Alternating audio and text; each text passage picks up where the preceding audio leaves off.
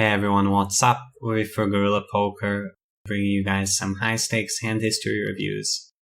Some crazy hands have been going down lately, so interesting to check those out. So first hand is at 200, 400 on GG Network. These games have been running, I think, almost every day lately. Imagine King versus Ivan Galinek, PVB, and you see Imagine King raising to 2.5x. Imagine King is the recreational at this table. You won't see professionals generally raising to this size because it's not the optimal size, even though, I don't think it's a big deal in any way.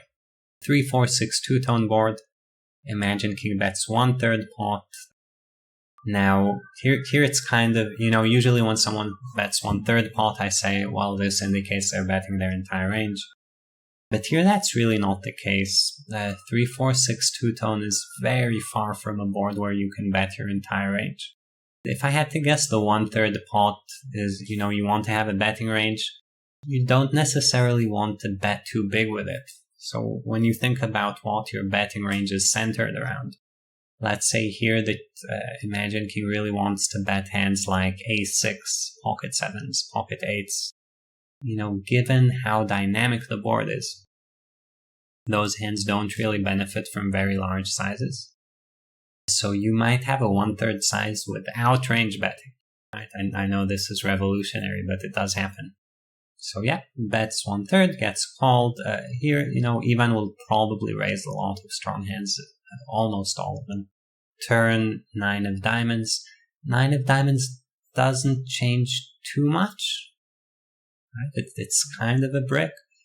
Both players can randomly hit the 9, 7-9 suited and 9x of hearts, ace-9, but it's not. It's one of the brickier cards in the deck. Imagine King leads out with a bigger bet and Ivan calls. And if we're still thinking about the pocket 7s, pocket 8s, once you bet flop 1/3 and you didn't get raised and you get a brick, you could of course bet bigger with these types of hands. Not necessarily an overbet territory yet, but definitely bigger. And River Queen of Diamonds, Imagine King checks, Ivan checks, and we see the showdown. So Imagine King has Ace of Hearts, King of Clubs. I think that's a fairly surprising hand to bet on this board. It kind of feels like it's a bit random. One of the bigger mistakes you can make with hands that have showdown value is making the pot big to the point where your showdown value gets devalued. And I think this is what Imagine King was doing here by accident. So I'm not a big fan. I don't mind his flop bet. I'm not a big fan of the turn bet here. This is probably a blunder. And Ivan, calls 8-5 on the flop. You can raise sometimes. Calls on the turn, which you should do most of the time, and then decides to not bluff the river. And this is probably due to thinking some kind of exploitative thought process where, if you're going to bluff, this hand's going to make it into the bluffing range generally. So he must think bluffing is not good here for some reason. Reads on Imagine King, timing, just the spot where there are tons of draws that missed and it's a scare card. Maybe he thinks Imagine would fire all his bluffs on the queen or one of those things going on. But definitely what you guys can see is how Ivan allows himself the flexibility of giving up when he knows he's going to always lose at showdown and he doesn't feel obligated to bluff.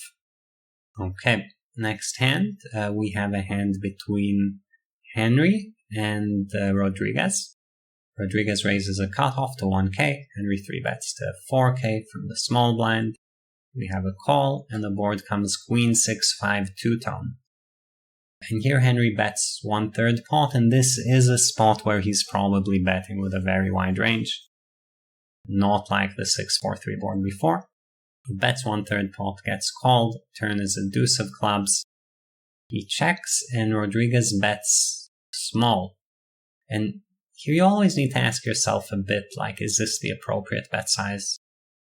I think that's a fairly advanced question. Generally, stab sizes here range between 1/3 to 75%. The brickier the board is, the more you go small to kind of punish Henry's high card hands, while the more non-bricky the board is, the more you kind of go big naturally. So I could see this being a thing though. I'm not sure. So check, bet small, call. River, 7 of hearts. So 8-9 got there, flushes got there. Henry checks, Rodriguez overbets, not as large as it looks, but 29k into 22.5k. Henry calls, and the showdowns are Henry with pocket 9s with a heart and Rodriguez with pocket 4s no heart. Now if we want to kind of understand what's going on here, pre-flop seems fine to 3-bet 9s, fine to call 4s. Third pot c-bet with 9s is good, call 4s seems fine as well. This is, a pocket pair with 3 to a straight, so nice hand to continue. Turn, Henry naturally checks with 9s and Rodriguez makes a small bet where he's mostly going for protection from high card hands. Again, seems perfectly fine. River, Henry checks, Rodriguez, realizes so many things have gotten there. 4s is probably low enough in his range to become a bluff now, and I tend to agree. This seems like a fine play by him. And yeah, I guess the interesting thing for a viewer would probably be, what's this crazy pocket 9s call? And here you need to kind of leave absolute hand strength to the side and be very, very focused on ranges, okay? So obviously pocket 9s is a bluff catcher. And you need to think, I guess, what is Rodriguez's range going to be to shove the river? Is he going to have king, queen of clubs? Probably not. And once you understand that he's probably not shoving many top pairs, and his range is going to be centered around, sets and flushes and 2 pairs and straights and hands like that, you start looking at the hands like 9s with a heart differently as a bluff catcher, right? Like whenever your opponent is shoving top pairs, you really want to have a top pair to bluff catch with if possible. But once he isn't shoving top pairs and it's more flushes and straights and stuff like that, then the flush blocker and the straight blocker are actually very valuable. So in this instance, pocket 9s with a heart is just a good bluff catcher. And in order to realize that, you have to make this shift in your head where, constantly be aware, what is my opponent's value betting threshold? Which hands is his value betting range centered around? And whenever flushes come in and you see really big bets, it's not so much about you having top pair, it's more about you having a heart in your hand. So I think very good call, sharp play, and hopefully you guys pick up on some of these yourselves at the table. So that's it for this video. Hope you guys enjoyed it. Like and subscribe to the channel.